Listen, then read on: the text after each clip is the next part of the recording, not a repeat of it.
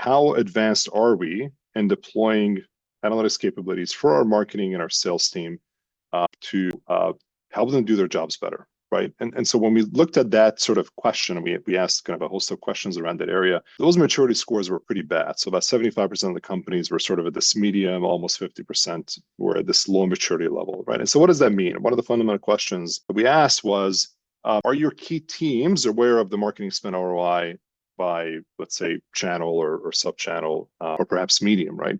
The resounding answer was no. And again, this is mostly for kind of mid-market, upper end of mid-market companies. So call it anywhere from about 100 million all the way to 2 billion, right? But still, it was a representative sample of fairly large companies. About 70% said, no, we don't really have a clue. Like we have some PowerPoint slides from advertising agencies, and we have some metrics. Maybe we can track the revenue that was generated by customers during that campaign, or maybe we even have revenues by campaign. Like we don't know how much of that was incremental versus how much of that would have happened anyways. And so this is especially problematic in industries like consumer goods, right? It was 70% that sort of couldn't quantify it. Distribution, manufacturing was actually pretty bad, right? Now, of the companies that said they actually are able to quantify it, a majority of them said we actually use attribution modeling. The question is how effective that is. Mostly they used last touch attribution, which we know is actually fairly problematic and kind of understanding the reality of your marketing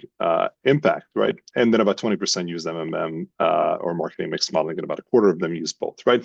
But this is a big problem, right? This gray area being about 70% is a big problem.